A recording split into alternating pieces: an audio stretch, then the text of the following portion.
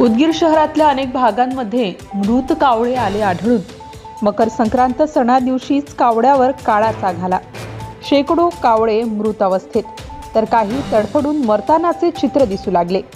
गेल्या 2 दिवसापासून उदगीर शहरातील विविध भागांमध्ये कावळ्यांना ओढता येत नसल्याचे तसेच कावळे हे मृत अवस्थेत आढळून आल्याचे चित्र दिसून येत आहे.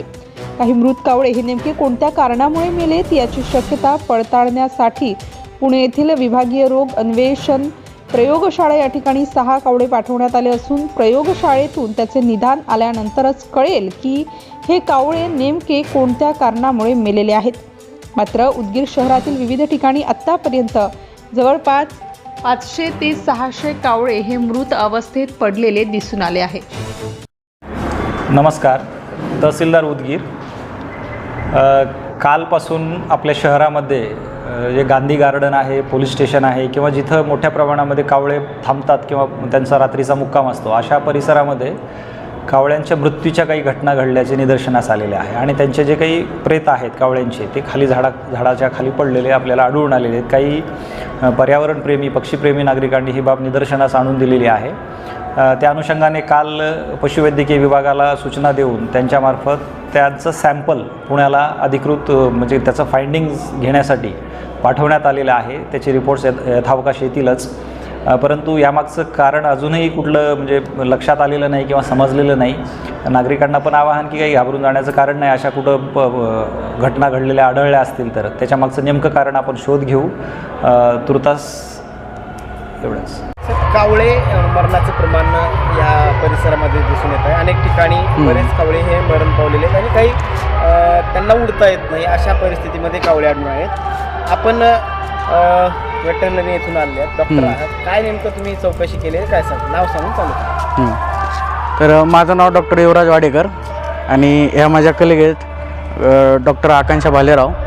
आम्ही पशुवैद्यकीय महाविद्यालय उदगीर येथून आलो आहे. आम्ही सूक्ष्मजीव विभाग या विभागामध्ये PGचे स्टुडंट आहोत आणि आम्हाला असा कॉल आला की कावळे मरत आहेत.